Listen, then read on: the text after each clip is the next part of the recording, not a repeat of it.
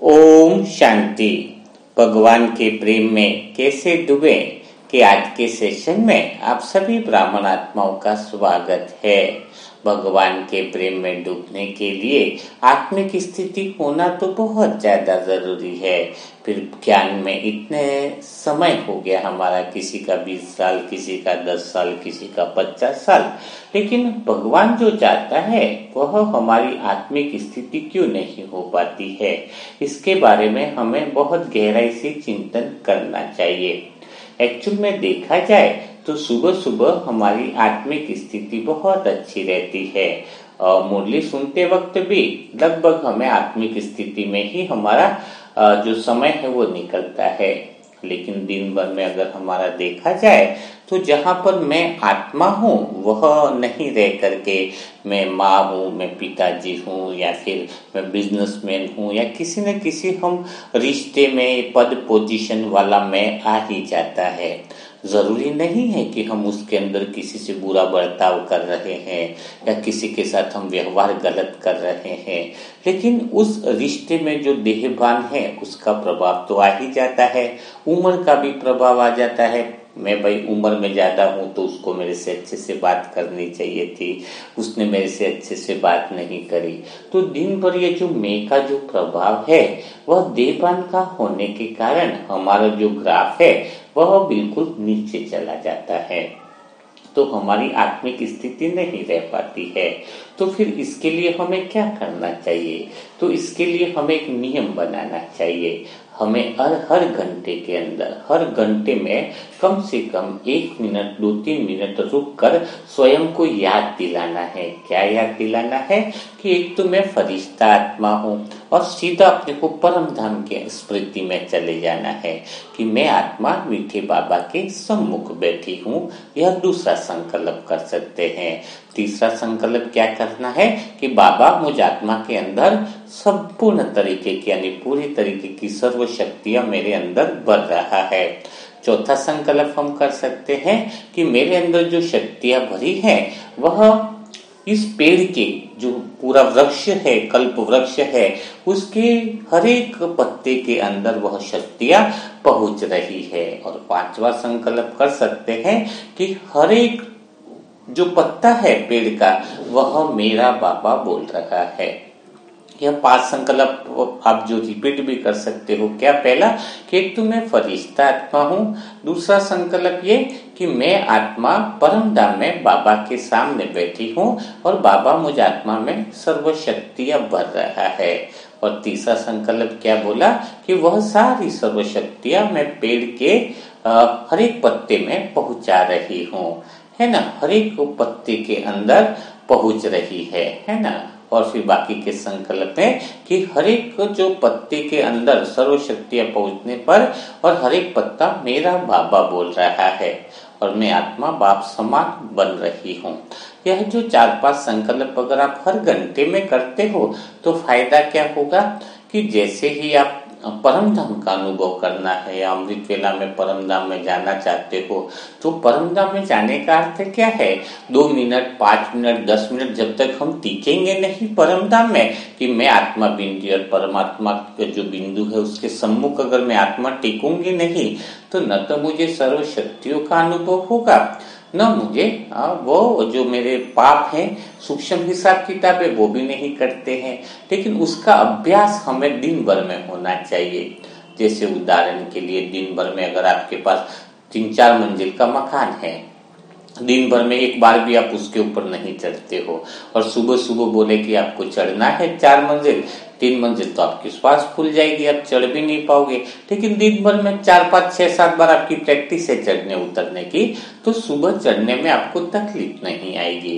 वैसे दिन भर में अगर हर घंटे इसका अभ्यास रहे, परम धाम में जाने का अगर अभ्यास रहेगा कि मैं आत्मा है मीठे बाबा के पास परम धाम में पहुंची हूँ, मैं आत्मा बाप समान हूँ, बाबा से सर्व शक्तियां मुझे मिल रही है और मुझसे शक्तियां निकलकर पेड़ के हर एक पत्ते तक पहुंच रही है।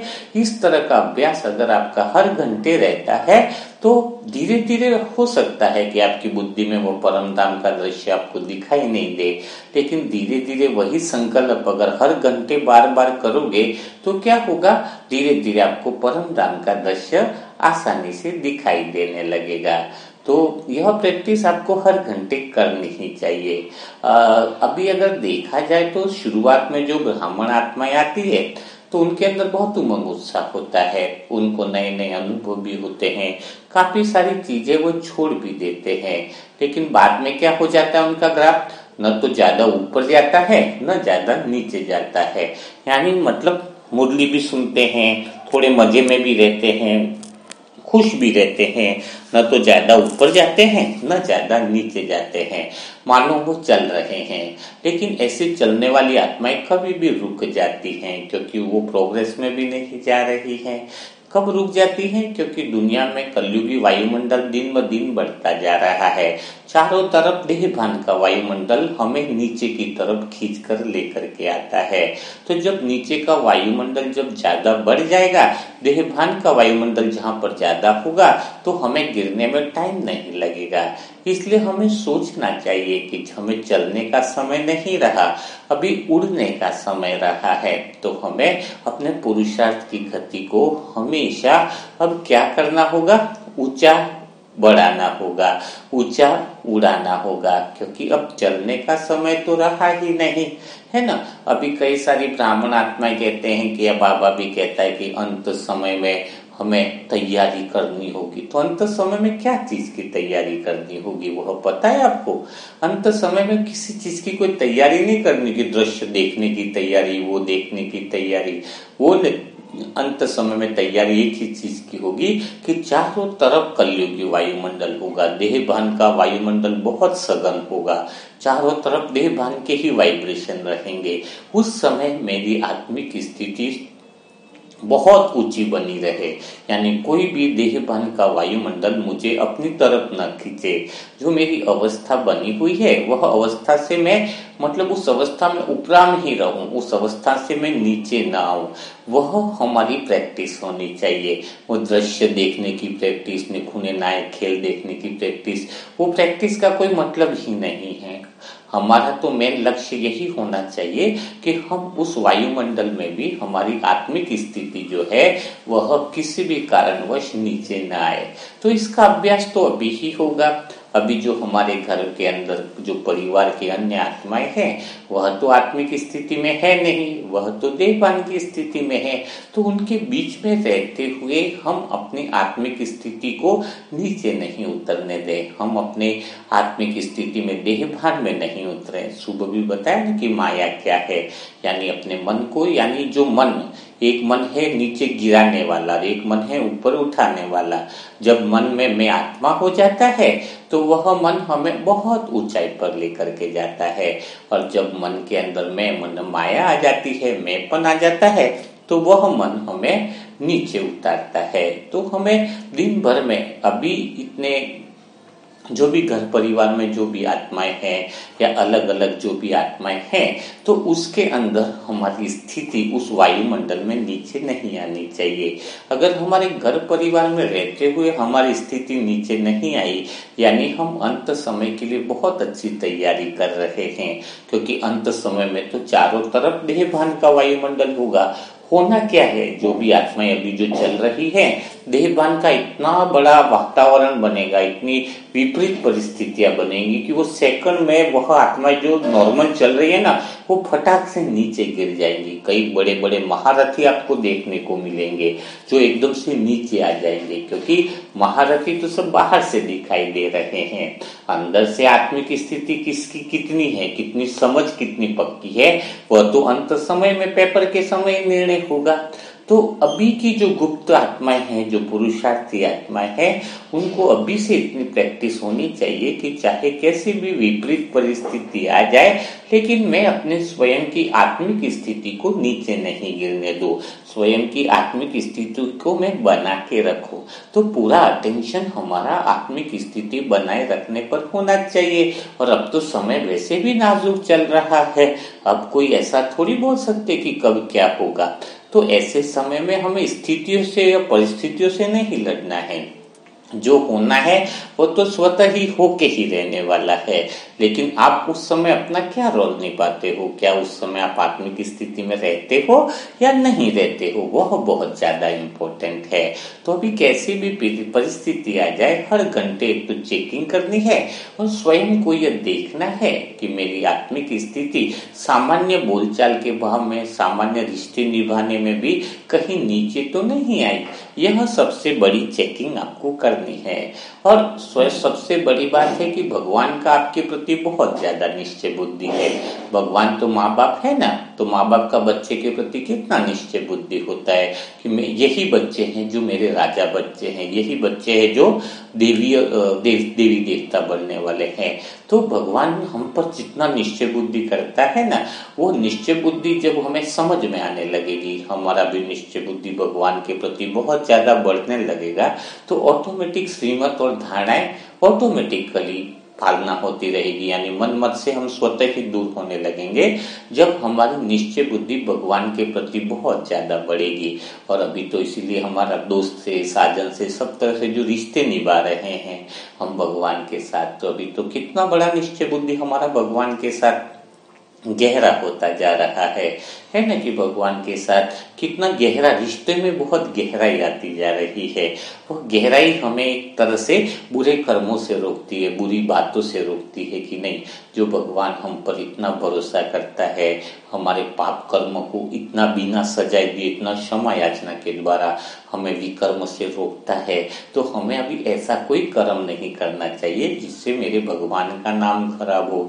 जिस सदगुरु ने आप पर भरोसा किया है, जिस साजन ने आप पर भरोसा किया है, भला अब आप आत्मा ऐसा कोई काम कैसे कर सकते हो। सपने में भी ऐसा काम नहीं होना चाहिए। और फिर भी गलती से हो जाए तो तुरंत बाबा को बताकर उसी समय, उसी पल हल्के हो जाना है, ताकि आपको समझ में आए कि आप उस चीज के प्रति कितने जिम्मेवार हो। तो इस तरीके से आज के सेशन में आपको समझ में आया होगा कि हर घंटे तो आत्मा को चेक करना है, हर घंटे परम धाम जाना है, देही अभिमान स्थिति बना के रखनी है, दिन भर में अपने कार्य व्यवहार में आत्मिक स्थिति को चेक करना है। तो आज जो परिवार की दुआएं देने का जो श्रृंखला है, उस श्रृंखला के अंदर आज हम जिसको दुआएं देंगे वह है अलका बहन।